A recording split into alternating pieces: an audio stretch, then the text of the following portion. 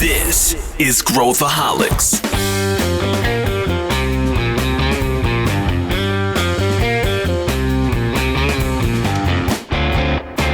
Olá, eu sou Pedro Weingärtner, CEO da Ace Ventures, e você está ouvindo Growthaholics, o podcast onde a gente fala de inovação e empreendedorismo de forma prática, aplicada e conectada com a realidade de quem empreende. Se você curte o nosso conteúdo, avalie o Growthaholics com 5 estrelas na plataforma de podcast que você utiliza. Isso ajuda a gente a chegar a mais pessoas e fortalecer ainda mais esta comunidade maravilhosa. Este é o episódio 300 do Growthaholics. Pois é, 300 episódios, gente. Eu mal acredito quando olho para trás. Quando a gente começou esse podcast lá em 2019, a ideia nunca foi fazer previsões mirabolantes, ver como que a gente consegue cortar o atalho. A ideia sempre foi conversar sobre o que acontece quando a gente está tentando construir alguma coisa. E é muito interessante que quanto a gente conseguiu impactar pessoas, negócios e quanta coisa legal a gente fez. Olhando para trás, a gente atravessou muitos ciclos desde 2019, ciclos de mercado. Eu nunca vi tantos ciclos tão rapidamente acontecendo. Teve pandemia, euforia de capital, correção, crise, IA, geopolítica, quer dizer, tudo ao mesmo tempo. Empreender nesses últimos anos exigiu muito mais do que boas ideias. A gente precisou ler contextos, ler cenários, se adaptar e muitas vezes tomar decisões bastante difíceis, bastante duras. Esse episódio é uma pausa para a gente olhar um pouco para trás, enxergar esses ciclos, quais são eles, o que a gente viveu e, mais importante, o que a gente aprendeu e o que são temas que se repetem ao longo desses 300 episódios. A gente pediu para a IA avaliar tudo que a gente falou aqui e a gente trouxe alguns padrões, alguns temas que a gente quer repetir aqui, reforçar com vocês. E a gente quer olhar para frente também, olhar o que a próxima década e os próximos, talvez, 7 anos aqui do nosso podcast vão nos dizer. Então, vamos lá fazer uma retrospectiva e pensar um pouquinho sobre tudo que a gente construiu juntos até aqui.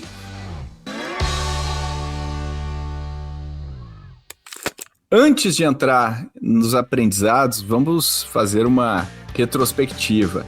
São 300 episódios, 300 conversas desde 2019, falando de empreendedorismo, na raiz, né? Como ele acontece de verdade. Foram 280 horas de conteúdo, mais de 16 mil minutos discutindo estratégia, execução, crescimento, falhas, decisões difíceis, tendências e muito mais. Nesse caminho, passaram pelo podcast mais de 240 convidados diferentes, entre founders, investidores, líderes de startups e de grandes empresas, gente que viveu na prática todos os contextos que a gente falou ao longo desses anos. E eu agradeço de coração a todos os participantes do Growthaholics. E talvez esse seja o ponto mais interessante. Mais do que o número de episódios ou horas gravadas, o legal é que o Growthaholics atravessou vários contextos de mercado completamente diferentes, falando, no final do dia, do mesmo tema. Desde quando a gente criou podcast, a gente passou por vários ciclos. Em 2019, a gente ainda falava sobre validação, sobre o que é tirar o negócio do papel, como sair do zero, como é que a gente mede tração, quais são as principais métricas, porque esse era o estágio do nosso ecossistema aqui no país. Em 2020, a gente teve a pandemia. Isso fechou tudo, a gente teve que se adaptar, a gente teve que ser criativo, a gente teve que... Algumas startups entraram no modo sobrevivência, para depois vir uma era de abundância, com 2021, muito capital, crescimento acelerado do mercado, SaaS virando um padrão no mercado, todo mundo, quem nem conhecia a sigla SaaS, começou a falar de SaaS, para depois a gente ter uma grande correção de novo em 2022, 2023, com layoffs aí de volta ao básico, foco em eficiência, revisão da estratégia. E agora, nessa onda que a gente vive de 2024 e 2025, né, começando esse ano também, como inteligência artificial sendo um grande impulsionador do que a gente está vivendo aqui, novos modelos de negócio, novas indústrias, e eu vou falar um pouco sobre tudo isso. Então, vamos começar um pouquinho a falar dos números. Então, números do nosso mercado de venture capital, de startups. Olha que interessante. De 2019 a 2026, a gente teve todos esses fenômenos. Mas o interessante é que entre 2020 e 2021, o volume global de venture capital quase dobrou de tamanho. E depois caiu para um nível parecido com 2018 em 2023. Ou seja, poucos ciclos tiveram tantas mudanças quanto esse ciclo de capital. Para vocês terem uma ideia, venture capital global saiu de 643 bilhões de dólares em 2021 para 285 bilhões de dólares em 2023. Foi uma mudança muito dramática. Na América Latina, a gente saiu de 16 bilhões em 2021 para 4 bilhões em 2023. Então, essa mudança impactou tudo.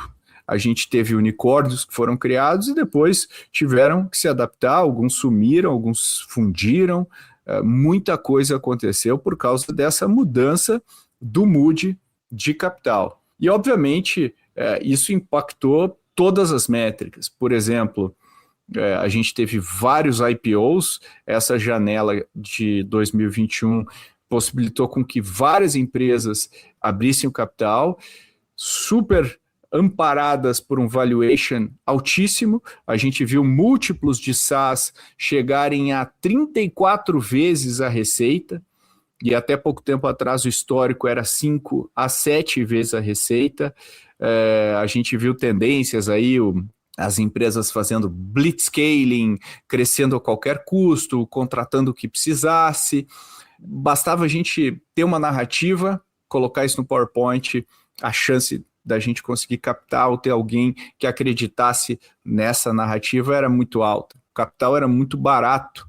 Por que era barato? Porque em 2020 a 2021, a taxa Selic caiu para 2%, o menor nível da nossa história. Então, obviamente, isso determina bastante do apetite dos investidores, né? Obviamente isso impacta. E não foi só no Brasil, nos Estados Unidos a gente viu um fenômeno muito semelhante. O impacto direto disso é um aumento dos valuations, porque as empresas, as pessoas querem alocar o capital e o valuation vai subindo, né? Então, com múltiplos de SaaS acima de 30 vezes a receita, obviamente foi um boom de empresas recebendo aportes, fazendo secundárias e tudo mais. Mas depois acabou a euforia e começamos a ver layoffs em massa. Empresas demitindo, muitas empresas descobrindo que foram feitas no cenário de bonança, no cenário de abundância, e quando veio a escassez não sabiam lidar. Estratégias e teses que pareciam muito sólidas, quando confrontadas com a realidade, não foi bem isso. Então, olha como a gente é sensível aos juros, como o nosso mercado é sensível ao ciclo de juros e como que o apetite a capital de risco ele é muito determinado pelo cenário macroeconômico. Mas eu paro aqui e só faço uma reflexão para você. Nesse intervalo, a gente começou a consumir menos tecnologia, a gente usou menos streaming, a gente usou menos serviços de delivery, a gente usou menos SaaS. Não, a tendência continua igual, a gente continua adotando mais e mais tecnologia.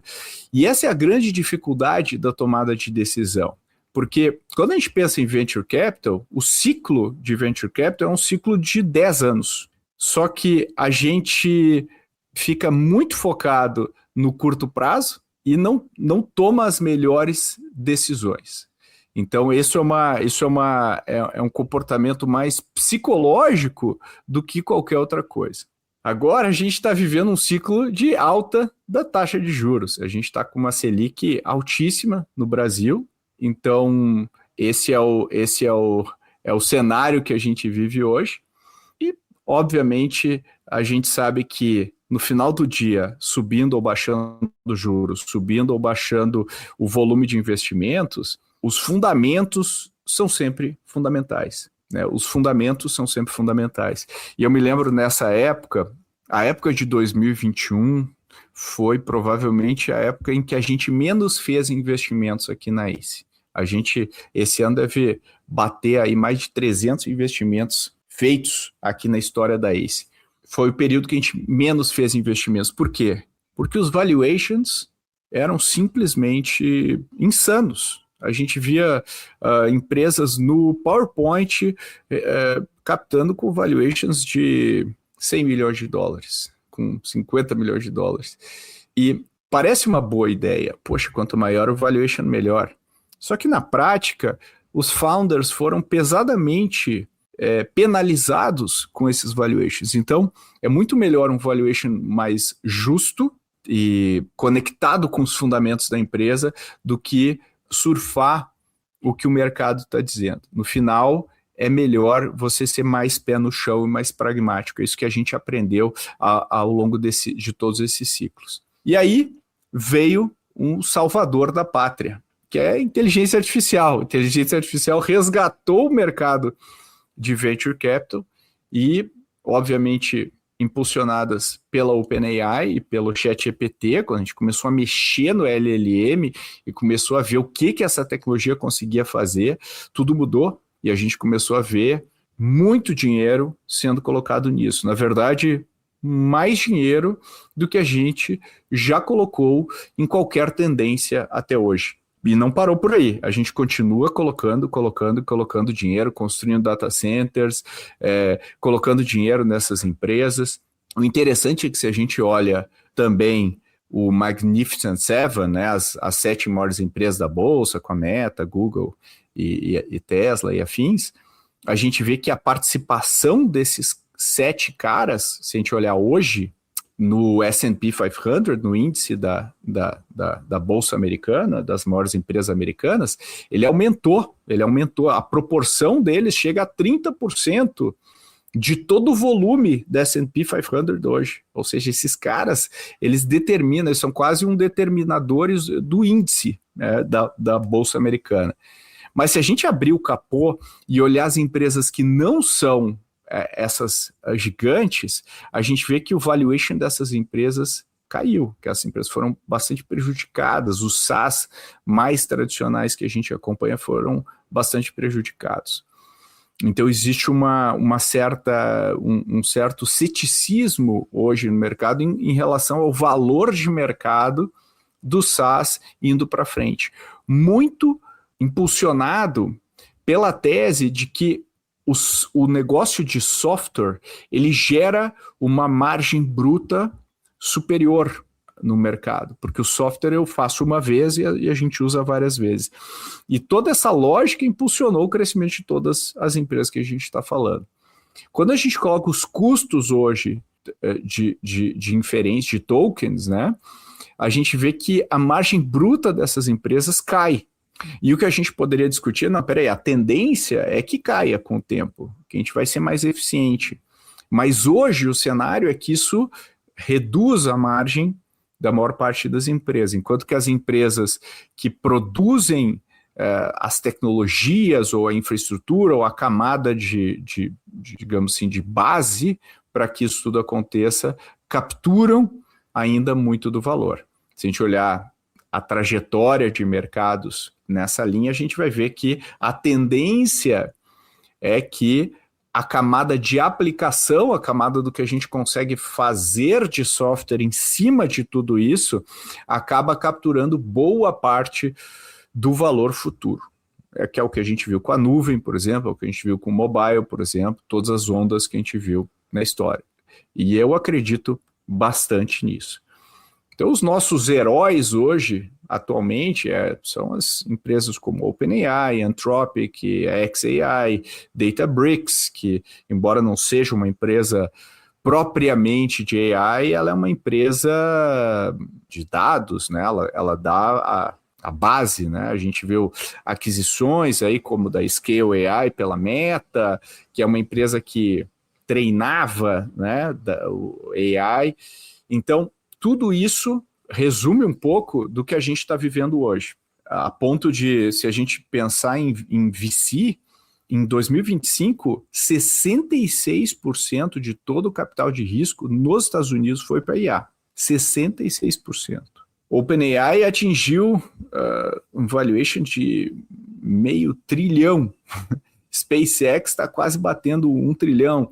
E as empresas, uma outra tendência que, pela janela que a gente viu aí no passado, é que as empresas privadas ficam privadas mais tempo, como uma Stripe, uma SpaceX.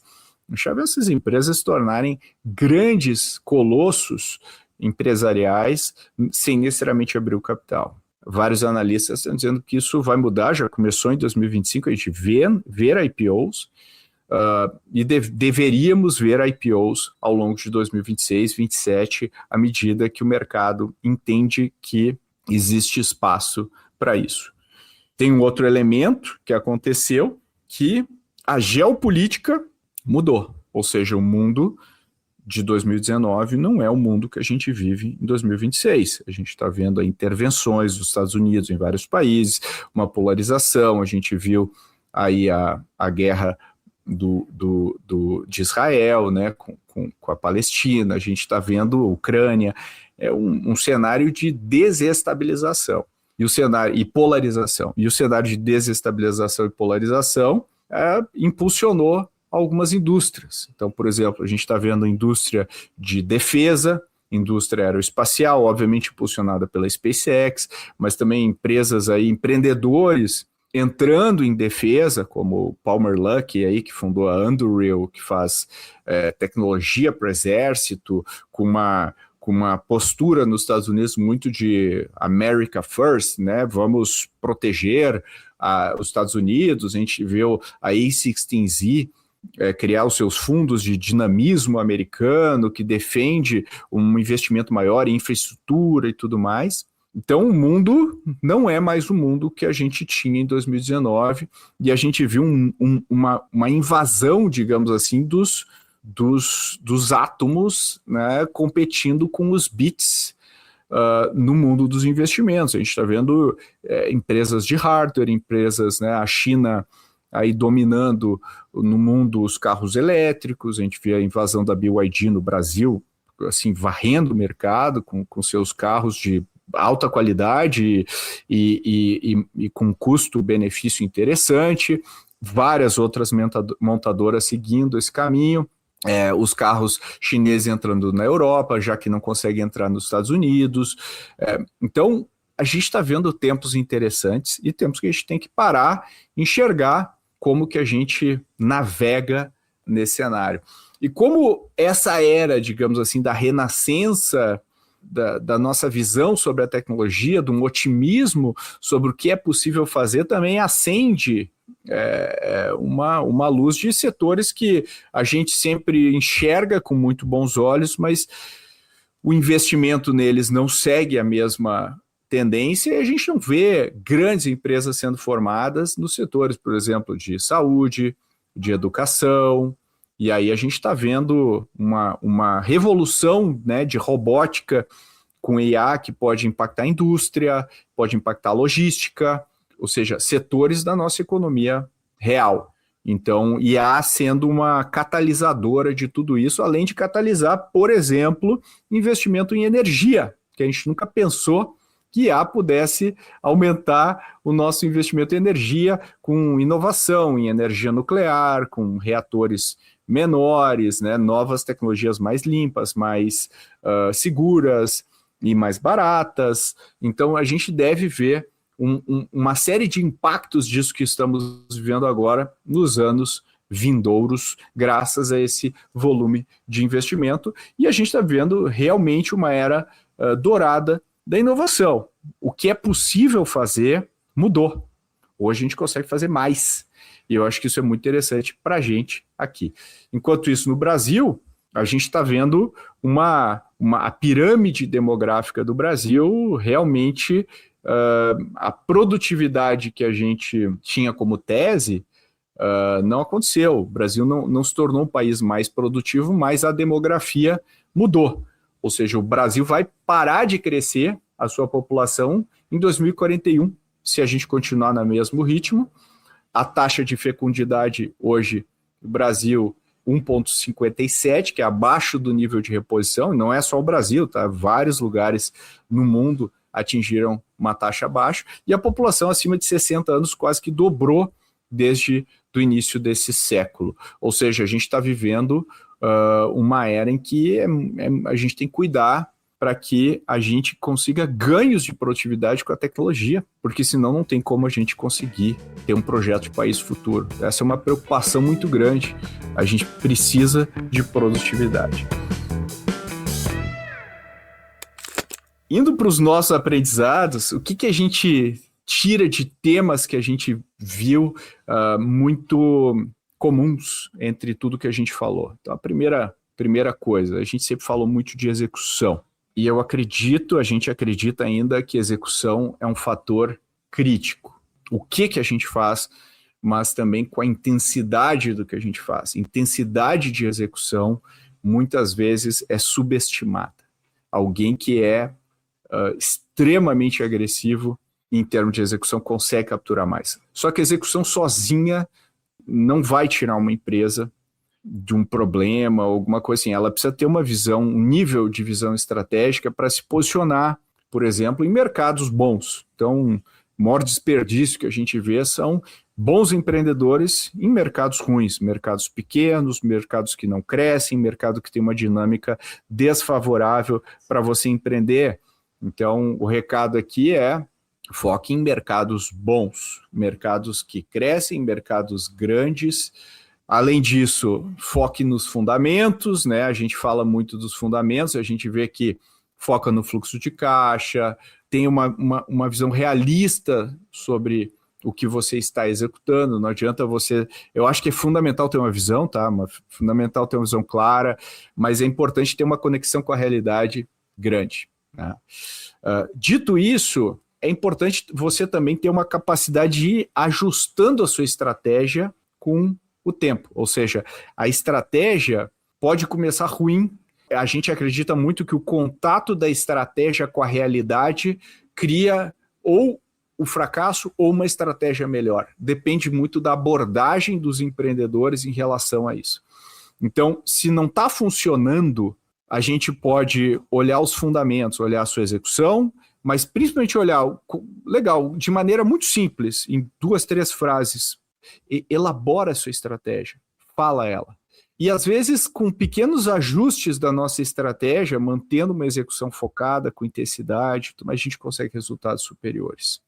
Então é muito importante a gente estar muito atento aos sinais logo no início, se está funcionando, se não está funcionando, e fazer os ajustes.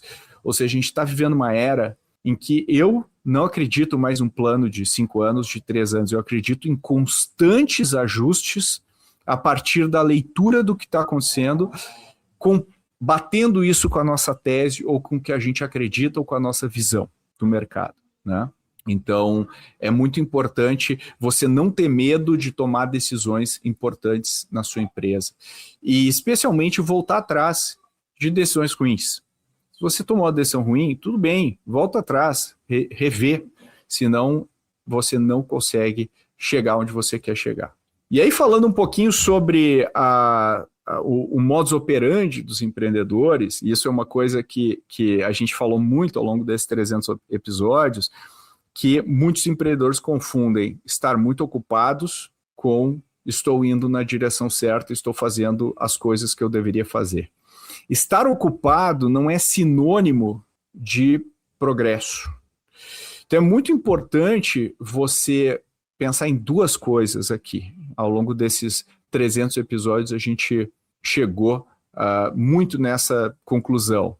De um lado, você ter uma brutal priorização Aqui na ACE a gente tem um dos nossos valores, Data First Pareto Lover, ou seja, olha para os dados primeiro antes de ter uma opinião, e Pareto, ou seja, o que vai gerar 80% do resultado e foca naquilo, né?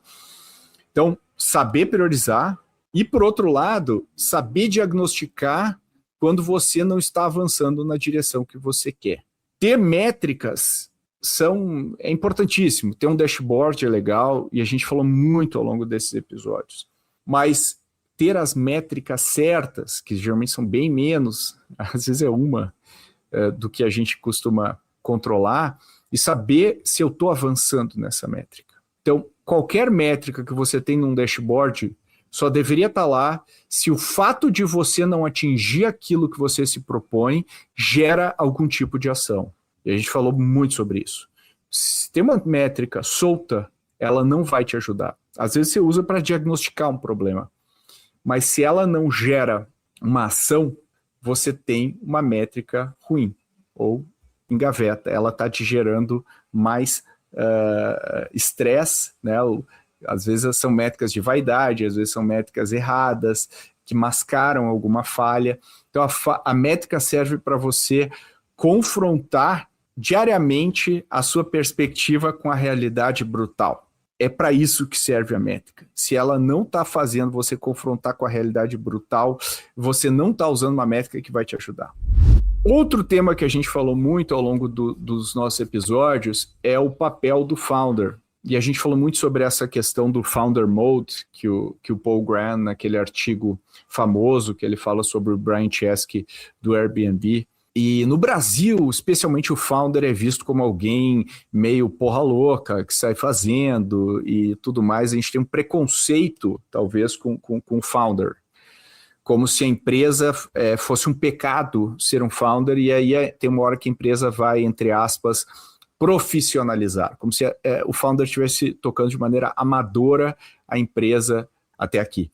Mas o founder é o espírito, é a alma da empresa, né? Então, essa alma da empresa, ela pode ser decodificada com valores, com cultura e tudo mais, mas é muito importante essa alma do founder. Por outro lado, o founder precisa constantemente crescer junto com a sua empresa. Então, se a empresa cresce, 20% no ano, o founder precisa crescer 30%. E ele precisa saber o que ele vai fazer agora e o que ele vai deixar de fazer agora.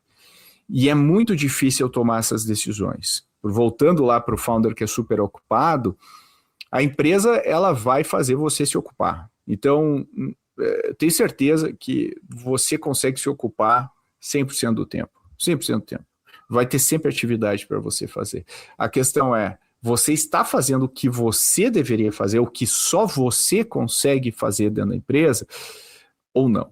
Então, a gente viu ao longo dessa jornada founder delegar o que não deveria ser delegado, por exemplo, uma visão de produto. Às vezes o founder é muito bom comercialmente e ele, agora eu preciso delegar porque alguém me disse, algum mentor me disse que eu preciso delegar. E a gente vê founder se agarrando em coisas que não deveria se agarrar mais. Pô, tem uma hora que a tua área administrativa precisa ter gente, tem uma hora que a sua área de RH, de pessoas, precisa ter gente, tem uma área que você precisa conseguir entender o que você delega e o que você fica. Então, você sabia que 52% dos founders são substituídos até a série B? É muito comum. É muito difícil ter um Jeff Bezos que foi de 0 a trilhão na empresa. É muito difícil. Por quê? Porque a maior parte dos founders não consegue fazer a transição para o novo papel. E talvez você seja um desses founders, e se você quer criar um negócio de valor, você precisa saber quando é a sua hora de colocar alguém melhor do que você tocando determinadas atividades. Então, é muito importante você pensar sobre isso. Outro tema que a gente falou muito sobre, que eu já mencionei aqui, é um pouco sobre as falhas, né? Os problemas que vão virar grandes problemas no futuro são pequenos problemas hoje, que você está ignorando. Então, a arte é você entender quais problemas você deveria focar agora, ou quais problemas que você deveria, enfim, delegar para alguém e tal. E essa é uma arte importante, a gente falou bastante sobre esses pontos.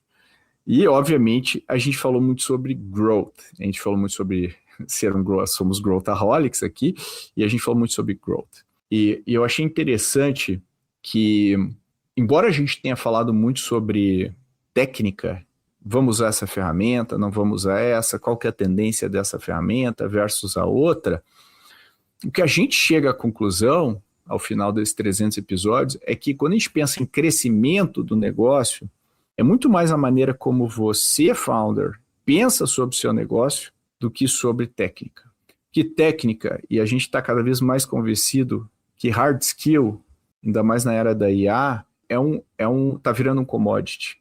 E o soft skill de você ter a capacidade de pensar sobre o seu negócio é o que é a diferenciação. Então, e a gente já viu 1000 vezes, né? O founder muda a forma de pensar sobre o seu negócio e o negócio começa a crescer.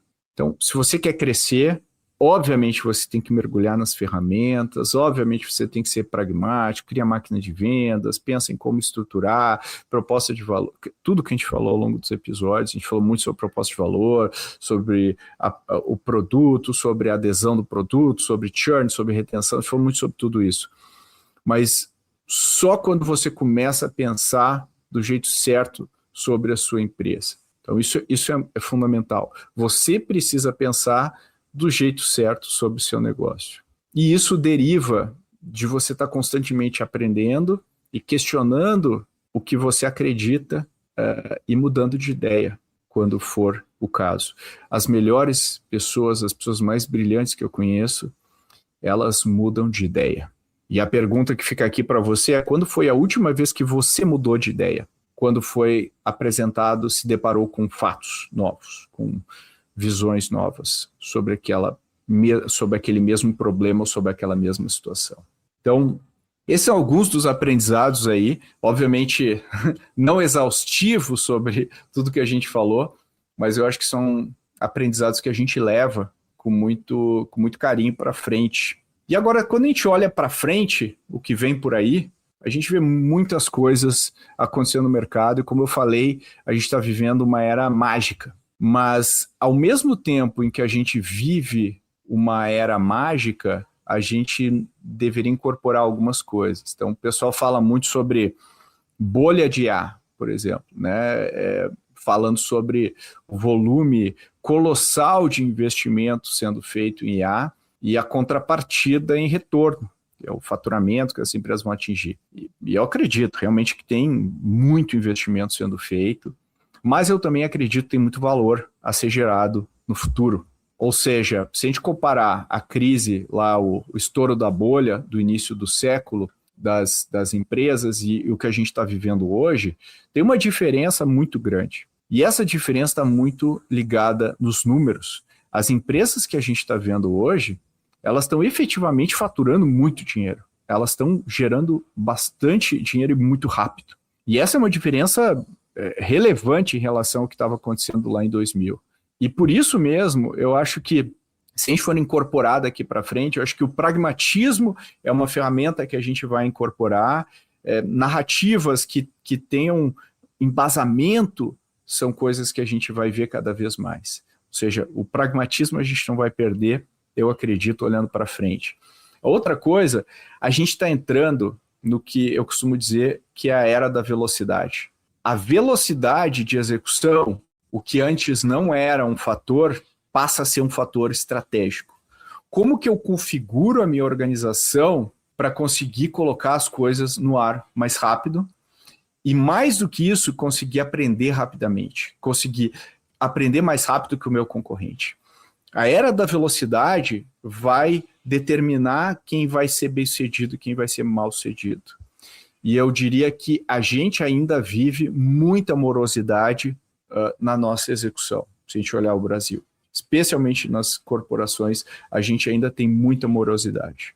Outra coisa que a gente vai ver é a inteligência artificial se tornando algo que a gente nem pensa mais sobre ela, como se fosse nuvem. Ou seja, a gente está vivendo uma era, agora eu diria que a gente está entrando numa era meio que de desilusão, de textos de AI, imagens, de implementações que não deram certo e tudo mais, que é aquela hype cycle que a gente já viu, mas eu acho que a diferença de IA é que a taxa de evolução dessa tecnologia ela é a mais rápida que eu já vi até hoje. Então, o que a gente vê em 3 meses de IA, a gente via em 1 ano das outras tecnologias. Se alguma coisa não funciona hoje, pode apostar que ela vai funcionar num horizonte X de tempo. Então, eu tenho bastante convicção que IA vai permear basicamente tudo que a gente faz em todas as áreas da empresa. Isso vai ter um impacto profundo no mercado de trabalho, de um jeito ou de outro. Isso vai impactar o nosso mercado de trabalho. Queria depois ouvir vocês, o que você acredita que vai acontecer com o mercado de trabalho daqui para frente. A outra coisa que a gente aprendeu, e teve digamos assim, um MBA, que é ciclos, a gente saber ler ciclos. Enquanto que os ciclos aconteciam em 5 anos, 8 anos, muitas vezes, a gente está vendo ciclos muito rápidos acontecendo no mundo hoje. E eu não acho que a gente deva parar de ter ciclos curtos daqui para frente. E a gente tem que se adaptar e ter uma leitura clara do ciclo que a gente está vivendo nesse momento. Então, a gente está vendo tal ciclo, então eu vou ter que atuar desse jeito. E agora a gente está indo para o outro ciclo, eu vou ter que atuar de outro jeito. Isso é muito importante. E outro tema que eu acho que vai ser extremamente importante é conseguir separar o sinal do ruído daqui para frente. Porque quando produzir conteúdo se torna algo que eu consigo fazer ao clique de um botão, a gente vai ver uma proliferação de conteúdo como nunca antes vimos na história. A gente só está vivendo o início desse conteúdo. E esse conteúdo vai melhorar cada vez mais. E a gente tem que pensar, como que eu separo, como que eu filtro? E aí vem uma dieta de consumo de informação, que eu acho que vai ser muito importante para todos os founders. Entender onde que eu pesco informação, o que eu consumo, porque eu também vou ter que manter a minha saúde mental, a minha sanidade em meio a tudo isso que a gente está vivendo. Mas, no fundo, eu acredito que a gente está vivendo uma era dourada do empreendedorismo. Nunca foi tão fácil empreender, nunca foi tão fácil tirar uma ideia do papel, e vai ficar cada vez mais fácil. Ou seja, aquilo que eu defendi no meu livro Contra a Corrente, que empreender é um ato criativo, é mais verdade hoje do que quando eu escrevi o livro. Empreender é cada vez mais você ser criativo. E eu acho que com a reestruturação corporativa que a gente vai ver um volume muito maior de pessoas conseguindo empreender. E se eu puder deixar um recado para vocês, você tem que ter uma visão. Se a gente estivesse olhando em 2019, a gente nunca ia prever tudo o que aconteceu nos anos seguintes até 2026. Era muito difícil a gente prever tudo o que ia acontecer. Porém, os sinais estavam lá. Fora a pandemia, que obviamente, enfim, alguns dizem, né, que o próprio Bill Gates previu ali a pandemia, mas fora a pandemia, a gente já tinha inteligência artificial, a gente já tinha essas tendências. Eu me lembro que eu falava 5 anos atrás que desenvolvimento de software vai se tornar cada vez mais uma commodity. Então, as tendências já estão. A gente tem que saber mudar o nosso olhar, enxergar essas tendências. Então, o convite que eu deixo para vocês vamos enxergar o que está acontecendo hoje com outros olhos e vamos aproveitar e participar dessa era dourada do empreendedorismo. É um convite para todo mundo, de alguma maneira, pensar, a gente está no início de 2026, como é que seria a nossa vida se a gente entrasse de cabeça nessas tendências, no que a gente está vendo, o que a gente acredita, mas a gente deixa lá no fundo da nossa cabeça e não executa. Eu acho que esse é o momento da gente repensar tudo isso. Quem está empreendendo e quem não está empreendendo. Então, esse fica aqui os recados do episódio. É um episódio comemorativo e eu queria reforçar aqui que o Growthaholics nasceu para ajudar os founders a atravessar esses ciclos, a fazer sentido, a discutir tudo isso. O episódio 300 não encerra uma fase, a gente está com planos de fazer muito mais, a gente tem muita coisa legal para fazer esse ano. Empreender não é um ato de acerto, de erro, Empreender é uma escolha de vida. Empreender não é ser bem-sucedido ou ser mal-sucedido. Empreender é colocar sua criatividade no mundo, é colocar algo seu no mundo. Então, se tem uma coisa que os 300 episódios deixaram claro para mim, é que empreender não é uma linha reta, uma linha totalmente anormal, com ciclos que vão e voltam. Você não deve se afetar quando as coisas não estão indo bem, mas agir. Ou seja, não é acertar sempre, é seguir, show up, né? Aparecer todo dia, conseguir ler o cenário e se adaptar. E o Growthaholics sempre foi sobre isso.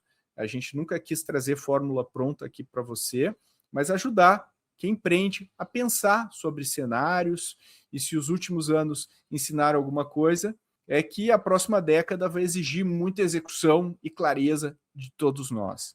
E a gente segue aqui para continuar essa conversa, a gente quer ouvir você, a gente quer que você comente ali o que você concorda, o que a gente não abordou, que você gostaria que a gente abordasse, que episódios você gostaria de ver, que convidados você gostaria de ver no Growthaholics, porque a gente vai seguir firmes e fortes aqui no nosso propósito, que é, de alguma maneira, transformar o Brasil por meio da inovação, que é o propósito da Ace Ventures. Aqui a gente faz isso tanto para empreendedores como vocês, mas também a gente ajuda corporações a fazerem isso com muita energia, trazendo a ponte entre esses dois mundos. A gente tem muita coisa planejada para esse ano. E é claro, se você não segue o Growthaholics aqui no Spotify, pelo amor de Deus, para agora e aperta no botãozinho de seguir, avalia o episódio com 5 estrelas e indica para os seus conhecidos e conhecidas. E a gente se vê no episódio 301 do Growthaholics.